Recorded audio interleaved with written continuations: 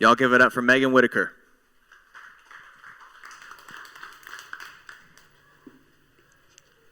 Good morning. Okay. So that was a pretty good intro. I don't know how I can talk about myself better than that. But I am Megan Whitaker of Going Crunchy Not Crazy. And I like to talk about where our modern day life kind of impacts our health and wellness. And so today I'm going to be talking about how the screens that we have surrounded ourselves with, the tech that we have surrounded ourselves with, has an impact on your health, specifically on your sleep. So this is important to me because I have two little girls that'll probably be loud in the back. My oldest daughter is almost 3 years old, so I have not slept through the night since 2015. But if I had lived 1,000 years ago, I would have woken up to nice, like dim yellow light, and then gone through my day, and it would get brighter and whiter and beautiful, and I'd be so awake and alert and getting all my stuff done, and then the afternoon would come, and it would start getting yellow again, and then maybe the sunset would come, and it'd be orange and red, and I'd light a fire, and it would be bright red and orange. It'd be so nice, and I'd be exhausted, and then I'd fall asleep in the jet black of night. And our world just doesn't look like that anymore. Now we have access to 24-hour-a-day artificial light. And we have a circadian rhythm that tells us what time of the day it is, even if it is cloudy during the day or if it is bright in the night. But our circadian rhythm, that 24-hour sleep cycle, is set by the sun. It isn't just set by the sun. It's not just set by whether it is bright or not. It's actually set by those colors, that yellow, that bright white, and that red later. So your body is so smart. It figured this out many years ago. Your brain thought, the best time of the day for me to get things done, for me to find food and build shelter and go hunting, is when I can see. And when I can see is in the middle of the day. And in the middle of the day, the sun is sending tons and tons and tons and tons of blue. And blue is the most important color when it comes to being awake and being asleep and what time it is. You see that during that very bright white of the midday, it's not actually white.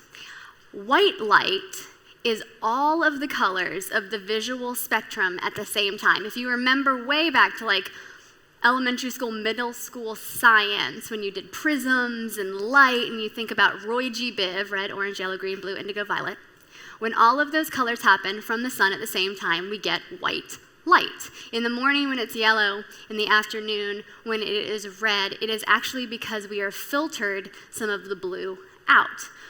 Blue is a very short wavelength. All of the light that we see are waves. And blue is very short, and it can't go very far. So blue really only shows up when the sun is directly overhead because it's the shortest pathway to us. So that is the time of the day where we get lots of blue. And your brain figured this out and said, okay, when there's blue, I'm going to be awake. And you have unknowingly set your body clock to that blue. There's a problem because all of our screens, all of our computers, our LEDs, our white light bulbs, our televisions are rich in blue light. And your brain doesn't care if it's real light or if it's artificial light. It just knows that it's light. So how does it do that? Well, your eye, in the back of your eye is the retina, and the retina is covered with a thing called melanopsin. And melanopsin just says blue light or no blue light. It doesn't help you see. It doesn't care if it's a circle or a triangle. It doesn't do anything for your vision. All it does is tell your brain that yes, there is light, or no, there is not light. And it only says yes, there is light when it's blue. This is important for the hormone melatonin.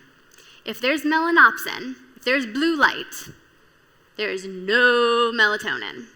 It shuts off production. So in the middle of the day, you do not want to get sleepy. Doesn't mean we don't, but you don't want to get sleepy. So your brain says, if there's blue light, I'm not going to make this hormone because I don't want to fall asleep at 2 o'clock.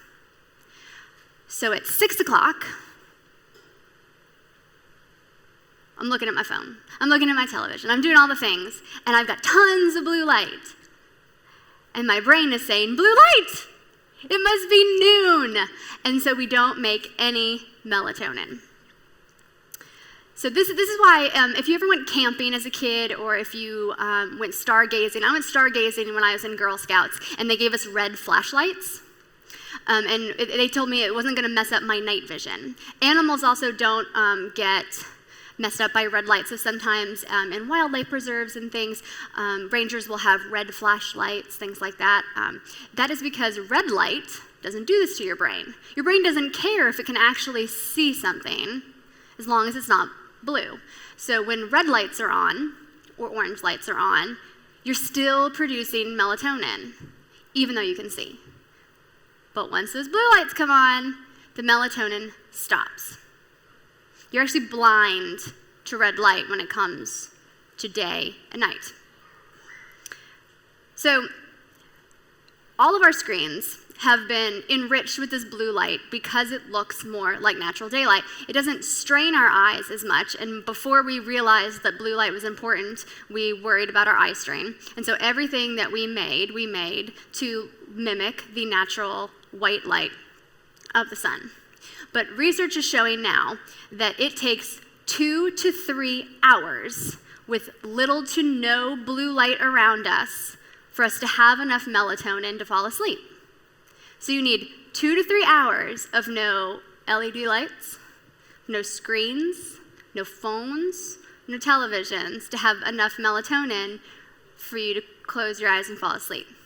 So I think I've mentioned a few times now I have some children, and they go to bed about 7:30 or 8 o'clock, and after they fall asleep, I would really like to watch something that isn't on a cartoon, and I run a business that is on the internet, and I am addicted to Instagram.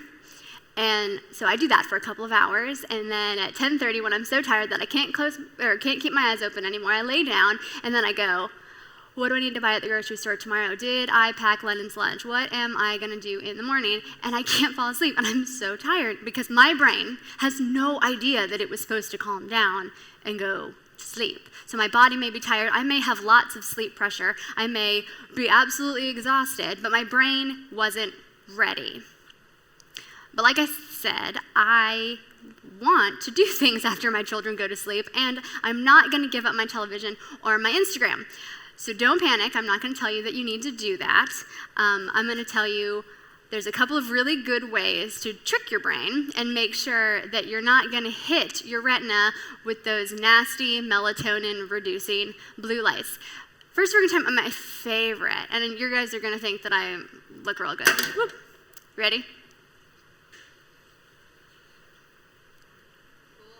Right. Right. Okay, so these are red blue blockers. These are some serious blue blocking. You don't have to go with crazy red ones. I like these guys because they are very strong and they give a very good visual of what I'm talking about. So just these nice red glasses are enough to stop the short blue wavelengths from hitting the back of my retina and telling me that it's noon. And the research supports these guys. Research says that if you wear blue blocking glasses for the few hours before you go to sleep, you will increase your melatonin production. So they do work, but you can get them in prettier shades that maybe aren't quite so jarring for your neighbors or your spouse. These are my nice amber ones. These guys work too. They do have even fancier ones that are clear. If you care more about what you look like. My 2-year-old doesn't care. In fact, she thinks they're fabulous. So that works for me. So blue blocker glasses are great because, like I said, television is something that I've loved to wind down with at night. But if you are more of a phone person, if you are more a computer person, your phone is supposed to do this for you. If you have an iPhone, you might have noticed that a few years ago that it decided to tint randomly at about 6 o'clock. Apple realized that this was a problem after all of the research was coming out that we were severely impacting our sleep and our circadian rhythm, and they introduced what's called night shift. Well, night shift is nice. It makes your phone kind of a yellow color, but it doesn't actually reduce enough of that blue light to make you go to sleep. So there's a couple of tricks. You can go into your settings and actually tint it more red, or you can get filters and just slap one of those nice, pretty screen protectors on your phone that will do it for you, which I I prefer. If you have a desktop computer that you look at all the time, there is a free program, and everybody likes free, called Flux. And Flux will figure out where you are in the world based on your zip code, and you would tell it what time you want to go to bed, and it will slowly tint your screen for you. And it is amazing if you don't notice it as you're sitting there typing, but if you turn it off, the color change is significant. Again, science is showing that using these kinds of programs are increasing our melatonin production, and that's super important. The other big thing that we need to be worrying about is the lights around us. All of our nice, happy white lights that we introduced several years ago, the LED, that are so good and energy efficient, not so good and energy efficient for your body, all that blue light sinks in too. So you can get red light bulbs, which is what I do. Yes, your neighbors might think you're a little crazy, but that's the way that I roll. So I do use red lights to read. You can also, especially if you have little ones like I do, or you get up and go to the bathroom at night, and you hit that bathroom light, nothing will wake you up like that at 2 in the morning, and then turn on your bathroom light. So you can get little bitty night lights for like $3 on Amazon that are red. And you can screw that in, and you will not mess up your sleep in the middle of the night if somebody has a bad dream or you just need to use the bathroom. And junk light is important. So junk light is kind of the term that we use for all that light that filters in that we don't mean to have filter in. Have you ever gone to turn off your light and you're like, oh, it's dark in here, I can't see anything, and 5 minutes later you can point out every single thing in your room? Yeah, that's junk light. So you think all the lights are off, but it's not really. You have so many indicator lights and on lights, and my dishwasher has like 7 lights to tell me that it's done cleaning. And the lights from my neighbors have floodlights on the side of their house, which are great. All of that stuff has an impact. So back when I told you about the retina and your melanopsin and that stuff that tells you whether or not there's light or not, again, it doesn't care if you can see. It just cares if there's light. Even when your eyes are closed, it can sense light. In fact, that stuff senses light so well, people that are blind still have this. They can't see an object, but they can sense if they are in light or not. Same thing still happens when you're sleeping. You may not be aware of light. You may know there's light, and you think that you're seeing the light, but you're not seeing the light. Your brain is just sensing the light. So if there's lights on in your room, you need to cover them up. I use a really fancy hack of electrician's tape. I just cut up pieces of electrician's tape and put them over all of the indicator lights. I don't need to know that my phone is charging and that my computer is on. You know that blinking light? And it doesn't seem so bad, and then at 2 in the morning you're like, why is something pulsing?